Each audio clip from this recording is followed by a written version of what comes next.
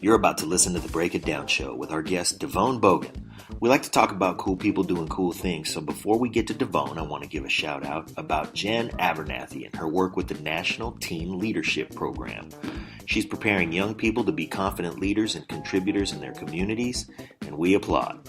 You can support them by going to ntlp.org, and for our listeners near Sacramento, you can attend their annual gala fundraiser on Saturday, March 5th from 7 to midnight at the Sacramento Marriott, Rancho Cordova. It's a casino night, a great reason to get dressed up, and if you call the Sacramento Marriott Rancho Cordova and let them know you're attending, they'll let you stay the night for $89.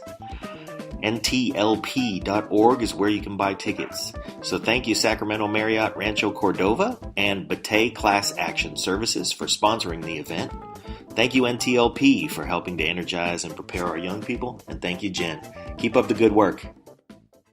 This is DeVone Boggan, Neighborhood Safety Director for the City of Richmond, California, and you are listening to the Break It Down Show. This is part 2 of our conversation with DeVone Boggan. He got us started. He got the background on who he is and where he's going. Now he's going to break down the actual steps of the program and get you into the nitty and the gritty and how he does this impossible work. So pay attention, take notes, and thank you, DeVone, again for coming on. So the second piece is we're going to sit down with you and develop a life map that deals with every area of life that you need to have some success. So you're sitting down with these guys individually on that life map. That life map is not something that you say, here's what a normal life looks like. You're saying your life. Your life, your goals. Right. What do you want to accomplish around personal safety? Okay. Housing, employment, education, parenting, substance abuse, anger management, spirituality, recreation, financial management, medical health, behavioral health care. What do you want to accomplish? Now, we got a menu of things that you can pick from, and you can pick them all. But what's important for you around each of those areas right now? We're creating goals for you. Now, we're not going to create with you the goals and say, here it is, go do it. No, we're going to do it with you. You don't have to be alone. You don't have to take this and go, okay, now I got this life map. What the hell do I do with this? In fact, we're going to engage you We're going to engage you. That's another reason for us to engage you every day. Right. Now we got something to really engage you around. You really did engage them every single day. We engage them right now, every single day. Mm-hmm. I was speaking in the past tense. You are not. We are not. We are engaging them now every day. That's what we do. Right? That's the focus. It's non-law enforcement. It's caring. It's surrogate caregiver focus every day, even when it rains. Wow. Right? And so 3, we're going to connect you to social services. Right? What's that? Well, you might need some housing. You might need some substance abuse counseling. You might need some anger management support. You might need employment training. And we're going to connect you to these different things. But again, we're not going to send you with a referral slip. We're going to take you to the door. Why? Because we know with even the best of intentions, you're probably not going. Why? Well, because you probably don't know what questions to ask, and you certainly don't know what answers to listen for. Right. Right? The other reason we're going to take you is because we want to make sure you get the highest of quality of service in spite of how you act at the door. Hence, I have an anger management problem. And I've gotten a referral to go get anger management services. Oh, yeah. I show up. That ought to go over well. I show up mad as hell. Yeah. And what they do is tell me, well, come back when you're not so angry. Right. What the fuck? I'm sorry. No, please. What kind of sense does that make? Yeah. I show up to the substance abuse training program high. Right. Because I have That's a substance abuse problem. Yes. Right. And they say, come back when you're sober. Okay. I mean, I ain't coming back. Right. Not only am I not coming That's back, going to I'm be a day that pissed does not off. end in Y. I'm pissed off. Right. Right? And I feel patronized. I feel patronized. I feel disrespected. That's right. And I'm certainly not going to be tell any of my friends to go there. right. You know? And I got a firearm. Right. So, I mean, just not a cool combination of events, right? And so we're going to make sure. However, with a little guidance, a little assistance, a little reassurance, a little reinforcement. And this is how I deal with my own children. Right. Right. I don't just send them. Yeah. I'm going with them. Yeah. I'm going to make sure they get what they need. That's right. Right? 4, and here's where it gets real for us. 4, after 6 months of their 18-month fellowship, they can become eligible to earn a privileged stipend of up to $1,000 a month for 9 of the remaining 12 months of their fellowship, all based on their participation level and goals achieved, benchmarks that they set, in their life maps. Yeah. Right?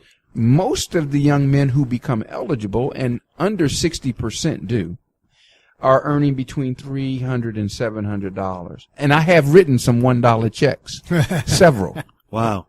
Cats had already spent the grand and got $1. That's almost as telling as the $1,000 check. I mean, it has the same kind of impact in the other direction. You know, it shows you that you had an opportunity and you squandered it. You squandered the opportunity. And I have my checkbook out. And I'm not afraid of you. And it's your life map. It's your life map. It's your life. I'm not afraid. You know I'm coming at you in love. Yep. I done deposited a lot of that into you. Right. So I'm not going to sit here because you look the way you do when you get told, or when you open that envelope and it's $1 and you looking at me like, you got to be kidding. Yeah, that's what you did. $1. And quite frankly, it should have been 50 cents. Right. And so we rounded up to give you $1. Yeah, we rounded it up. Right. And so that's how that works. And I should say to the audience, you know, we have probably spent on average in stipends, under $68,000. That's $68,000. If I may just do the division, $68,000 in terms of comparison to the police overtime budget for 1 month. That $68,000 that you've spent on stipends. That's a year. Mm-hmm. That was in a year. Yeah. That was Sunday through Wednesday. The first week of the month of the overtime budget. That's right. That's right. And think about it this way. Yeah. In 2012, the last time the Centers for Disease Control did a study on gun violence in America, and most folks don't understand this or know this, but that's the last time it was done because Congress quietly every year has defunded it. Yes. Right? Tell us again the year. 2012. 2012. And you can look at this closely in the edition of Mother Jones Magazine, June 2015. They do an expose on the cost of gun violence in America. It's pretty comprehensive, very good read. But 2012, we spent chasing carnage. This is after the carnage. Yeah. $229 billion. $229 billion. Now, I'm going to give you some numbers with a B, right? That's after the carnage. 11,000 people murdered by a firearm in America in 2012. 70,000 people injured by a firearm. That's not including the 15,000 suicides. 11,000 people murdered, 70,000 people injured by a firearm in 2012. That's 32 killings a day. 32 killings. Now, here's the catch. Nearly 6,000 of those killed are under 30 and African American. Sure. That's 15 killings a day. The cost per $400,000 every time a bullet pierces a human body. $400,000 in direct cost. Do the math. Yeah. And we're paying for that. Yeah. So when a young man gets shot in Richmond and is flown by helicopter, that's a $20,000 helicopter ride from Richmond to Walnut Creek to John Muir. John Muir, yep. A 5-day stay in John Muir is $250,000. 5 days. 5 days to recover and deal with that wound. Right. That's $200. You think that young man's getting that bill? No. So I want folks to get it. I want folks to get that too. In most urban cities where gun violence is prevalent, the closure rate or the clearance rate, that is, how many crimes do we solve, is under 40%.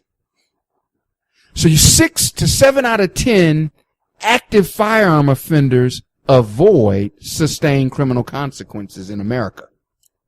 One more time. Yes. That's crazy. 6 to 7 out of 10 active, lethal firearm offenders avoid any sustained criminal consequence for their crime. So yes, they should be in jail. Every one of our fellows should be in jail, but they are not for what they are suspected of doing. Right. So And instead left of to jumping up and down about it, we have to do something. Right. People are dying. And left to their own devices, with all of the conflict that they have to negotiate every day, what are they going to do? They're going to continue. They're going to do what they've always done. That's their trade. That's the union that they're in. Boom. You know, they have. That's Boom. how they live and eat. Boom. And eventually, this touches someone outside of the community. Sure. And we can hear the passion in your voice. The reason, if you don't understand, listeners, why, I mean, everybody, I think, can get why the passion. But the obstacle here is that whenever your program is discussed, the thing they get back to is you are paying these criminals. It's like you're showing up at a felon's door with a wheelbarrow full of money and just dumping it on them. Right. And saying, please don't shoot anybody today. No. In fact, we never asked them to not shoot. That's right. How can you pay someone for doing something that you've actually never asked them to do? We never asked them to put their guns down. Why not? Well, because if we did, they would think we didn't understand the life or the environment they are negotiating day in and day out, and we'd lose credibility immediately. Yes. Not only not understand it, but not respect Boom. that they are The navigating something that not everybody has to deal with. That's what makes you an outsider. Right. That's the very definition of the outsider. Absolutely. This is the same thing in Dogfight, Billy Corbin's movie. Hopefully, we're gonna have Billy Corbin on the show soon. The Florida fight commissioner guy says, "You guys can't have these illegal fights in the backyard. There's no doctor around. Someone could hurt. Someone could die. Someone's gonna go to jail." And it's like, hey, wake up, dude. That's their life. That's right. They are. That's not a threat to them. That's already what they're doing. Boom. And in fact, I can get a gun quicker than I can get a nicely put together textbook in the city of Richmond. So, I mean, we never asked them to do that. This is not about paying anybody to stop doing anything. This is a part of a 7-element fellowship grounded in 6 evidence-based practices. And this privilege stipend is all associated with goal achievement. It's akin to an on-the-job training program. Sure. This is an on-the-life training program. Right? Element number 5 is the travel element. And I think it's probably second, if not, it's probably a close fight between the daily contact, not the stipend, the daily contact and the travel are probably fighting each other for the most attractive element of the fellowship, right? And that was sort of shown and demonstrated through our evaluation. The travel, I think it's the most transformative element of the fellowship. Sure. So, I mean, travel. Why travel? Well, I can't assume that because that daily contact really, really, really is something. Oh, it's something. In fact, the way in our evaluation that the National Council on Crime and Delinquency facilitated and then published, they said 3 separate evaluators said, wow, they came together and said the common theme they got from interviews from fellows and past fellows was the ONS represented family. This is a government agency characterized as family, to some lethal active firearm offenders, the toughest guys in the city. Yeah. Right? The toughest guys in a tough city. Wow. So, yeah. You have become their family. Now, but if you think about it, what does your family do with you? They engage you on a daily basis. The people who love you, the family you keep around, you engage every day. Absolutely. You take a trip with them. You have a life plan. And take care of the things that they need to take care of. Absolutely. Make sure they navigate the daily issues. Absolutely. And that's the ultimate benchmark right there. Boom. I mean, I look for similar things when I'm overseas. I want to see. Everybody says build rapport, build trust. All right, how do you do that? Yeah. You have to measure it, and that's how you measure it. Is when the person's like, Pete, you are here. You know, and they call me Pete. When they call me Pete, I know I'm not Mr. Turner. I'm not some Arabic name. I'm Pete. Yeah. It's those little things that you have to stack up. Hey, Pete, I love when I hear a fellow call me and act like they're trying to tell on a neighborhood change agent. I'm daddy. The change agents are uncles. Right. And and this fellow saying, hey, D, or Mr. B, or boss man, I ain't seen so-and-so. it's like, oh, you telling on him? Or you wanting to let me know you really miss him, you know? So I love to hear fellows call me and say, hey, I need to see homie a little more that I've seen him, you know? Right. Talking about my staff. That's means it's working. That's a beautiful thing, right? That is just a beautiful thing. Now, this is this is when you flipped the behavior of your, you know, the kid who looked at you. Right. Like, what are you doing coming back here? Right. Now he's saying, where you been? Where you been? Yeah. Where you been? So this travel, man. So this element of travel. And I got an anecdote that I don't want to forget to share with you all, because it moved me and it really helped me to appreciate, you know, family and what this work is really all about. So in California, the young men can travel as a group, meaning they can travel with guys that are in the fellowship that are part of their set, so to speak. Okay. And so in California, we're meeting with people like city managers, mayors, assemblymen, senators, state senators, school superintendents, wherever I might be meeting and going. They're going to do a community service activity. It's part of their healing. They can't do it in Richmond. It's just not safe for them to do. Right. Feed the homeless, work with the elderly, talk to some kids, talk to some mothers who've lost their own children to gun violence. You know what? Not only can they not do it in Richmond, it's not safe for them there. They can. There's a transformative process that happens between this city and the next one. Hey, to see a 25, I get to be the guy that I know I can be in that next city, and I can leave this knucklehead behind. And let me say something.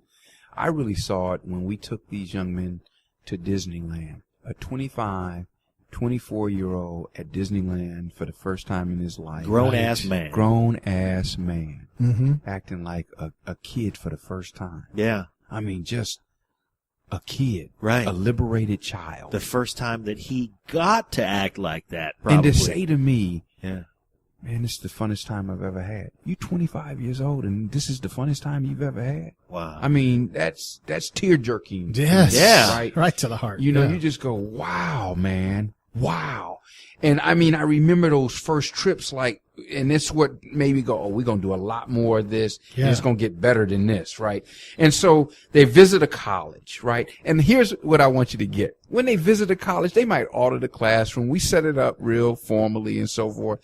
But you know what they paying attention to when they get on those campuses? Same That's thing what we I do. do. Boom! Snack Shack. There you go. There you go. And let me tell you, when you got a kid who comes back from Atlanta and says, well, he was at Morehouse and says, I want to go to Spelman. And Spelman's an all-girls school. That's right. And he don't know that because he ain't paid attention. Right. Right? You go, oh, you want to go to Spelman? Yep, I want to go there. I do too.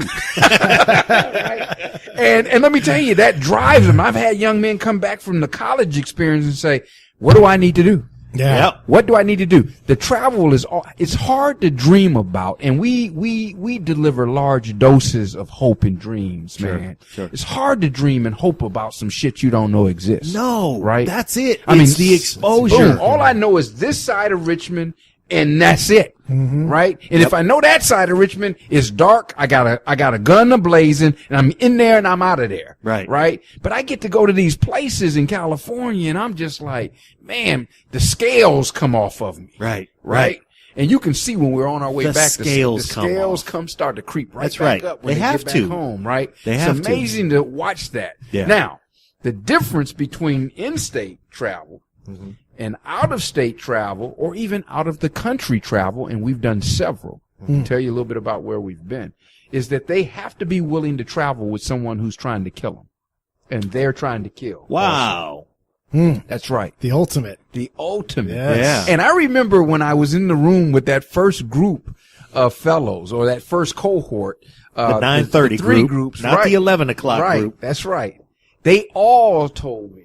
They all said, hell no. I ain't interested in traveling with them suckers. Right. Yeah. Right. And so what I said was, I get it. Yeah. I said, I get it, but let me ask you something. Would you consider that maybe after 3 months with us, you might change your mind? 6 months? 9 months? 12 months? Just 15 consider months? it. Just consider it. A few said, Another few said, hell no. 3 months You don't after, understand what it's like out here. Boom. Yeah. 3 months after that discussion, we had 4 fellows in Dallas, Texas that were trying All to kill from each different other. groups. Yeah. Boom. right? So it was just a wonderful thing to see that was even possible. Yes. Right. And this one I knew we were on to something, right? Uh-huh. And let me tell you, when we take them on these trips, they're doing all the things I talked about, whether it's in state or out of state or out of the country. We're trying to blow their minds. Yeah. That's right. We're trying to blow their minds. People say, what's your theory of change? Well, my theory of change is very simple.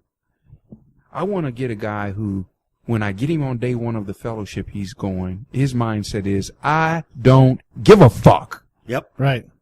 See, it's that mentality that allows me to get the phone call and say, hey, man, we got to jump in this car and go right now. I don't even think twice. I jump in the car because I know who I'm I don't shooting. give a fuck. That's Yeah. right. I don't know give who a I'm shooting. fuck. Yeah. I love it. Let's ride. Yep. Yeah. Right? To a place that by 18 months or 12 months of his fellowship, he's saying, maybe I do. Yeah. Because the moment I get maybe I do, Yeah. because I know some shit I didn't know before. Yeah. I've experienced a life I didn't even know existed before. I got people in my life that love me and care about me and want me to live. Maybe I do. Yeah. You want to collect more of those kind of people in Maybe your life. I do. Yeah. And I always say this. I say, if we can get these young men to a place where they have a stronger desire to live, You're right. a stronger There you go. desire to live, they're going to start making healthier decisions. That's right. I mean, think about that. Yeah. The moment my daughter was born, I had a stronger desire to live. Yep. Yes. And I started thinking about my health and exercising Right. and my diet. Yep. And sometimes I fall down, Sure. right? Sure. But it always comes back to, I want to be here to walk her down the aisle. And while falling down, you go, man, right. you're thinking about it at the Right. moment. And Absolutely. yes. This. So you've created in a situation where these young men had nothing to care about in that way. Right. A reason for them to care about not only their surroundings, themselves. And I keep going back to this, but this is important because I'm in a war zone where people don't know what's going to happen next. They're all looking over their shoulders. No one trusts anybody. Right. And I'm finding the exact same things you're finding. I talk to these guys and I'm trying to hire them to come on campus. Pete, it's the same environment. It That's is. why we're vibing. Exactly. It's the same environment. They'll, I asked them the question. I would ask them the dream question. Let's just say I've got a sack of money. What are you going to do with it? Where are you going to go? And they could not dream. Yeah. Can't do it. You didn't know what was out there When to a dream about. 18-year-old tells you, and this just happened about a couple weeks ago, dream? Yeah. I don't dream. For what? Right. I mean, with that flair to it. Yeah. For what? Right. Yeah. What you talking about, dream?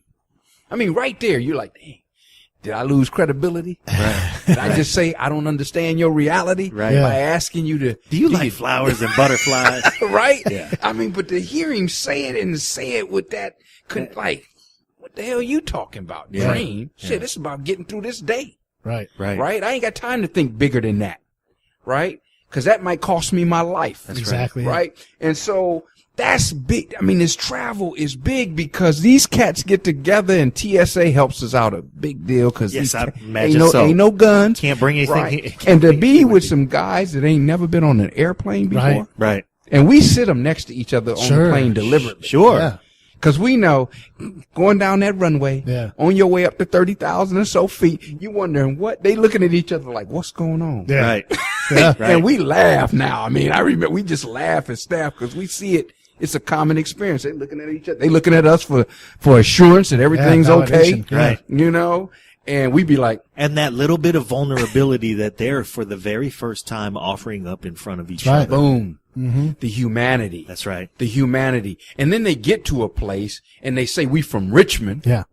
And people are like, oh, Richmond, Virginia. Yeah. Right. And it just Like blows nobody nobody even gives know a where shit Richmond, California about is. your Richmond, California. And Right. all of the things that you thought were crucial and important, guess what? Boom. You're Just at blew up in your Disneyland. face. Yeah. It just blew up in your face, Yeah. right? And so they get together. They're having fun. They're doing these events together. They're meeting these important people together. And in those meetings, they begin to realize I have value. Yeah. Right? So, for example, Byron Pitts is the national correspondent for Nightline. Mm-hmm. He was here a couple of weeks ago doing a story. We had fellows that he was interviewing. And I could tell they didn't know who he was. Mm-hmm. This dude used to be on 60 Minutes. Right. Right? And I knew who he was. And I said, Byron, tell them who you are. Help them to understand that in the context of who they are. Who they are. Right. Right. And he Who went, has come to talk he to went, you? He says, well, I've interviewed Nelson Mandela. Right. Now, some of them didn't know who the hell Nelson Mandela was, but some did. Right. But then he said this, I've interviewed every president since President Carter. And so the first thing they asked, you interviewed Obama? Yeah. Right? Yes. And Three then times. and then I said, and he's here interviewing you. Yeah. Yeah.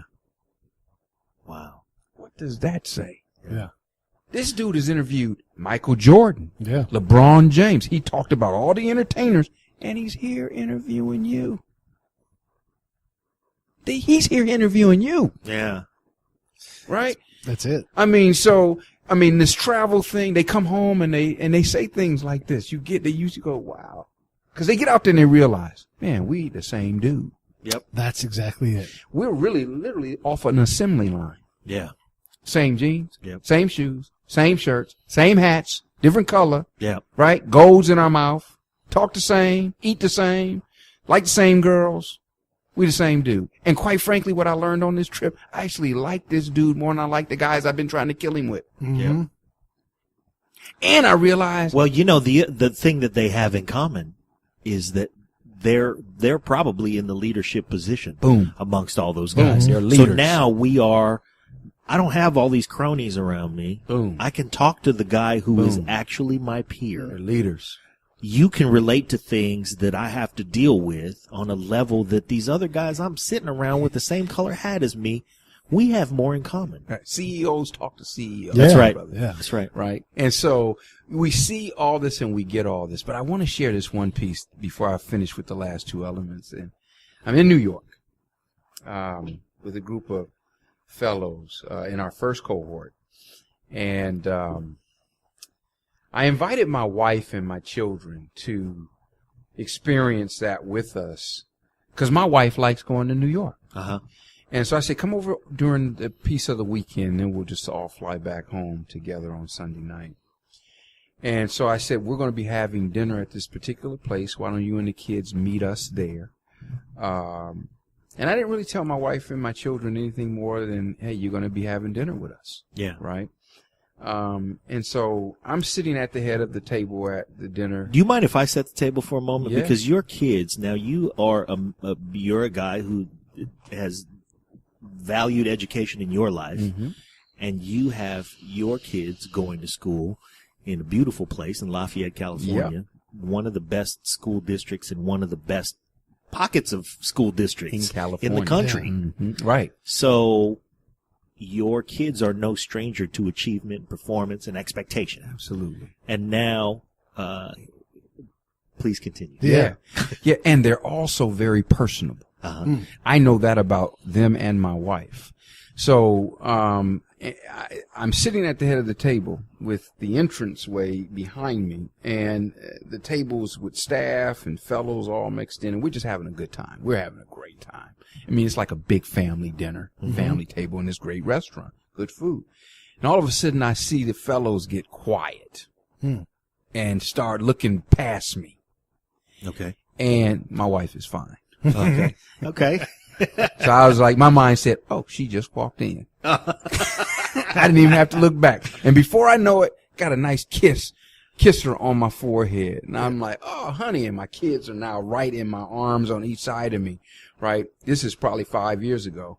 And I'm glad you're telling this story because I was going to ask you how much of your family life you allow to leak into this situation. all of it now. And I encourage my staff to do the same thing. In fact, and here's why. This story talks about why we do it now that way.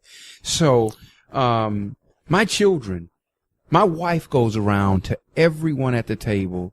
She's met staff at every fellow, and she shakes their hand and introduces herself to them and literally kisses them on the cheek, right? And my children now are doing the same thing, my daughter, my son, and they're now in the laps of these fellows. Right. Yeah.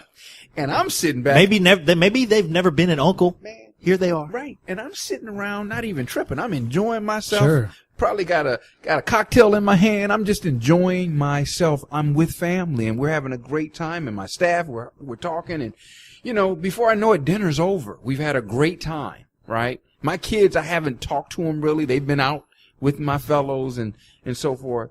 And that night, I separated and went to my wife's hotel with the kids and sent my fellows and staff off to do whatever they were going to do in New York that night. Yeah. And the next morning in our briefing with my staff, I remember Kevin McCullough on my staff said to me, "Man, you know you're the safest dude in New York." I said, "What are you talking about?" He said, "Man, we went out, man, but it was a conversation all night. These guys were blown away that you exposed them to your family or your family to them." Right. I said, I was "Really?" waiting for you to say that. He said, "Yeah, man, that's all they talked about." And they talked about how you didn't seem threatened that your children were with them. You weren't micromanaging. You weren't ear hustling. I was like, what? I hadn't even thought about it, right? I'm like, really? Dude, it was a big deal. Yeah. That's what my stat, it was a huge, that's all they talked about. But they finally could understand that what your objective was to make them a family member, and you had. Boom. Yeah. So I was like, wow, that's cool. Maybe I'll go out and do something where I need protection tonight. You know? Right? Since I got it. So time goes on. And I want to say maybe 2 years. Now we got that cohort of fellows has graduated. And it may have been a year or two, maybe between a year and 2 years. And a young man is killed violently in Richmond. And my staff and I got really worried about a fellow that was on that trip in New York with us. Okay. One of our senior guys. Because of his affiliation? Yeah. Okay. And, you know, you're always like, which of these killings might bring these guys off the porch? What trigger, sure. Right? Mm-hmm. Here was one where we went, oh, this one. So right away, we're all on the phone trying to get in touch with him. No response. Unusual. Mm-hmm. Right? Day goes by, and I haven't heard from him. And I'm getting concerned. And I'm talking at home with my wife, and my daughter is in the room. And she hears me talking about this young man by name. And she can see the agony that I'm feeling. And she says, "Dad, give me your phone." So I hand her my BlackBerry. And she starts. I said, "What are you doing?" "I'm texting him." I said, "I done called him and texted him." She said, "I'm texting him." Right. And I was like, oh, okay. Well, let's see what happens. I didn't even think that. I was like, oh, how cute. Yeah. He responded to her. Dude, the phone, she must have laid the phone down, and the next thing I know, zzz, zzz, zzz, zzz. And I go pick it up. It's him. Yeah. And it's to her. Right. "Hey, little sis, I'm okay." Man, I'm going to choke up. You're making me choke up. It gets me every time. "I'm okay. Tell Pops I'm cool. I'm just staying out of the way, getting my head clear. Let him know I'll be in touch. Love you, big bro." Wow. I was just like, wow. And, you know, he and I have talked about that. And, you know, he tells me, he says, "Man, it was a different kind of accountability." Yeah. Yeah. I never had that before. You know, the worry, you know, that's little sis. Yeah. Mm-hmm. You know? Right. Now he's responsible. Boom. Boom. And he doesn't have to talk to you. Mm-mm. He knows you're going to do what you're going to do. Right. He has to acknowledge He's her. got someone he can't This let is down. a different, he cannot let her down. That's exactly it. He cannot let her down. And so I'm at a church, and he's giving a testimony, the same dude. And he says, "I'm always tempted to get in that car. Mm-hmm. And I'm not going to sit up here and say I have or I haven't." He said, "Before I used to not even think about it. Right. Now I think about it. Yeah. And in my thinking, I think, what would DeVone think if I get in this car? What would Sam think if I get in this car? What would Kevin think if I get in this car? Essentially, what would the Office of Neighborhood Safety think? Right. If I get in this car?" That blew my mind. What would my family What would my family think if I get in this car? What would they think? What's that going to do to them?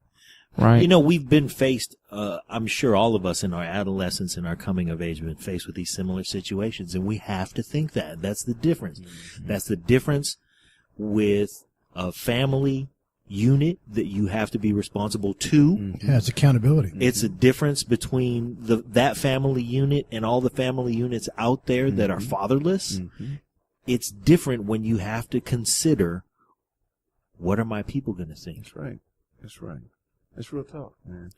And they're thinking. See, that's their thinking. Right. They're just not acting. And understand, man, these guys are guys who are isolated. Yeah. Right. Idle. Alone. Enraged. I mean, they get angry about the smallest of things real quick. Trigger fingered, man. We are fortunate enough to have a lot of things that distract us from the potential to get angry. Yes. I don't have time to get angry. Yes. I have a son who is going to do these things. I have a wife who is going to do those things. I have to participate in these activities. I have friends that are the opportunity to get angry when it exists all day for any reason. Right. And I'm coping with all kind of substances, right? And I'm walking around substances, circumstances, all of it. And I'm walking around negotiating anger around me. Oh, anger, untreated, vicarious, and direct current trauma. Sure. Right? I mean, it's akin to growing up in Jerusalem and Palestine. Right. Before I came out of my mother's womb, bullets were flying. Right. And it was them over there. Right. And I grew up in that for all of my life, and it's them over there. Sure. And I'm conditioned now to go, I hate them. Yep. And I gotta represent this community, be loyal to this community, and when shit go down, I gotta protect this community. That's right. Right? I gotta ride. That's what I'm dealing with. That's what we're dealing with. And so, Element 6 is the council of elders. We put elders around these guys who look like them, who are accomplished, near retired, if they're not retired. And they mentor these guys in group settings, individual settings, around personal issues and around career issues. And let me tell you, sometimes it's just a conversation about how you treat your woman. And are these, I do not want to leave that conversation. Are these, is this council of elders graduates? No, these former fellows? No, these are retired men. Okay. Who've had successful careers. I see. Right. And the point is, we want them to reconnect with these elders. Okay. And we want these elders to connect with them. So by now, this connection happens though because these young men are in a different place. Oh yeah, They've been through this fellowship and they are in a place where they can accept some help. Absolutely. And I'm glad you said that. Because a major problem with why a lot doesn't work on behalf of these young men is because we don't understand the anatomy of who these young men are and the upstream variables that have already failed them. So we call ourselves giving these young men opportunities without acknowledging that they're not at a state of mind where they can actually capitalize on this opportunity. So therefore, it's not an opportunity. Right. Thank you very much for that. Because that's how we fail these guys all the time. And then we blame them. Right. No, right. For not taking advantage of it. With what I do, we call it I call it the infrastructure of the mind. And I've got to understand their infrastructure before I can ever hope to change what they do. We all have a wiring. Yes. Right. Yeah, until we can understand the wiring. That's right. You know. That's right. That's right. And then the final element is after 24 months and a lot of probing, a lot of engagement, hours upon hours of getting to know this individual, spending time with this individual, we find them internships based on their interest and passion. Why? Because we used to get them jobs because they would tell us, get us a job. Yeah. Right. We get them a job, not understanding they don't want a job, they want money. No, right. And that's two different things. Yeah. Sure. Right? So when they get these jobs, they couldn't keep them because they didn't want a job. Right. They wanted money. So after a while, we know who they are. We find them internships based on that stuff, and they're sticking, and there's greater traction, and we subsidize that internship for 9 to 12 months. Well, everybody needs a little bit of money. Oh, no question about it. So now they're engaged in some activity that they have an interest in that they never could have developed. Nope. And they're in a different place where they can accept the help. They can accept understand that there's an opportunity in front of them and know that they can work on this opportunity. That's right. That's right. And so it is about, I hate to use terms like this. We do both things. We mainstream and neutralize. Yeah. We do. It's true, though. It is so true. I mean, people ask me all the time, so what happens after they graduate the fellowship? They're like you and me. They got to figure it out. That's right. What has happened is they're no longer using a gun as their tool to address the conflicts that come in and out of their lives. Right. And they have some understanding and some support for the figuring it out process. They sure do. We talked about that before we turned the mics on. Yeah. The figuring it out process. Mm-hmm. And that is a piece that is just missing out there because of their obligation to their set and their and the way that they have to be perceived. It goes back even further than that, though, because, and you know this, you raised boys. Are any of your kids boys at all? Boys have a massive id. They cannot control themselves. Real talk. And if you don't have a dad to go, hey, knucklehead, Boom. Pay attention. Boom. You've got to, and sometimes you got to put your hand on them and go, boom, reset. Absolutely. And these guys have never learned to control their id. None. It's whatever they see, they go do, you know? That is so important, Pete. I mean, I do have a son, and all of these guys are young men in this fellowship, and you're right. I mean, and these guys are walking around with very uncontrolled stuff since in their 20s, mid-20s. I mean, it's that's an uncontrolled time in a young man's life, and it is. It's a time, right? And our youngest cohort is our current cohort. The average age has typically been 22, 23. This average age is 18, 19. This is my daughter who's 16 on steroids. I mean, and she's a so-called healthy individual. Right. And I can't tell her nothing. Right. I don't know shit. Right. Right. And she wishes I would shut up and damn near tells me to shut up. Right. And looks at me like I'm fucking crazy. Right. So she's the good one. Right. And so you couple that with wartime living. Yes. Right. Yes. Trauma. All of my life, and I'm just like, oh my God, just desensitized. It always wasn't there. It wasn't there in March. Right. But at the end of the day, it's about. I heard someone say, grace contravenes the traditions of men.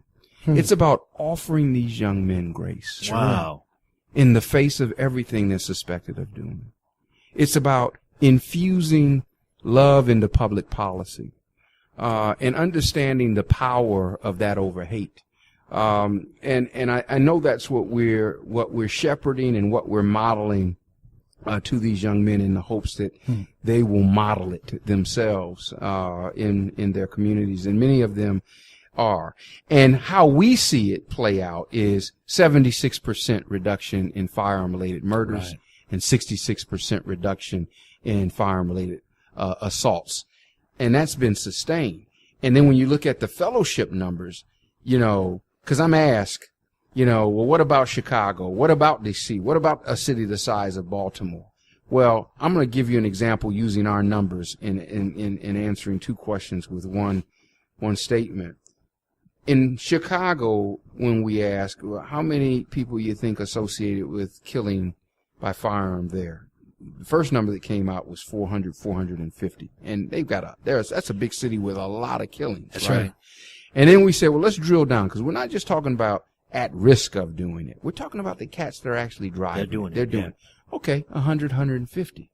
Right? I said, okay, say you take half of that number, 75 in Chicago, of your most lethal individuals, and you put this fellowship around them and give them 18 to 24 months. And after that, 94% of them are alive. 84% of them haven't been shot since becoming a fellow. And 79% of them are not a suspect in a new firearm crime since becoming a fellow. So those are our numbers. Yeah. Wow. Would that not impact Chicago's homicide rate by firearm? Yeah. No, it would. And you've achieved these results with a stipend budget that takes care of Sunday through Wednesday of the first week of the month compared to police overtime. That's real talk. And police aren't catching anybody, right? Right. I mean, and you're turning off more crime than they're able to. Hey, these young men are. I mean, because they're making healthier. See, the These young men are. These young men are. Because the conflicts haven't That's right. gone away. That's right. They're just dealing with those conflicts in a more healthy way. Right?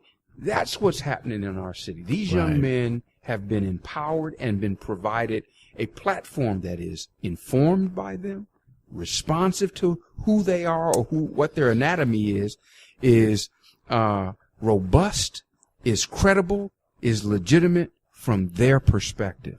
Anytime That changes everything. it changes everything. If we want to get serious about ending or silencing or significantly reducing gun violence in urban America, we've got to partner with the young men closest to it in ways that we've never partnered with them before. And we've got to put an infrastructure of support around them that is informed by them, is responsive to them, is robust and credible from their vantage point. That's the only way we're going to beat this thing. DeVone, we've had you for an hour and a half. We could do this many more times. And I hope you will do it with us. Absolutely. Many more times. Absolutely. It's good pizza, man. I tell you what. And I'm not going to eat that pizza until I come back here again. Man. Yes. Since we're talking about that, I'm going to drop this in. We've often asked some of our guests that we really enjoyed to come back. Yeah. And then life gets in the way and we get enthused by another guest and maybe I really, really sincerely would love to have you back. I want to hear about the results with the foundation that you're with, you're joining later this year. What would you tell us that foundation? Yeah. So the Draper Rickards Kaplan Foundation is brought me into their portfolio, and what that essentially means is they're going to fund the development of a national organization in which I will lead. So we're creating a national nonprofit organization called Advance Peace that will be responsible for doing a couple of things. One, helping cities, communities develop and create community-driven developmental approaches to reducing gun violence in urban communities. Two, providing technical assistance around the development of infrastructures like the Office of Neighborhood Safety inside city government and or the fellowship, whether it be inside city government or within a community-based organization. And then finally is the policy advocacy work. I think it's important that we have a stronger, more sustained, and even saturated communication strategy voice that pushes government to do more, to do better from a non-law enforcement vantage point on behalf of quelling gun violence in urban communities. And so this agency is going to be about that. I applaud that they've recognized your work and that they're helping you take it on the road. Absolutely. Because, to take your results and potentially bring them about on a national level could have a huge impact that we sorely need. Yeah. How about the city of Richmond? I mean, they're close to us, and so we think about your successor. Did you? So what we're going to do, I'm grateful to say the city of Richmond is our first Advanced Peace city. Nice. What that means is every city will have to make a contribution to Advanced Peace to get the support and contribution from Advanced Peace. So my role in the city of Richmond will a leadership role, albeit now a contracted leadership role. Richmond is ground zero. Okay. For this work. Right. It will always be. It's your lab. It's the laboratory. And so it has to remain viable and operate at a high quality level. So you're still not leaving. I'm not leaving the city of Richmond. I'm just stepping away from the employ of city government. And I'm excited about that. We are too. Thank you guys. Thank you very much for having me.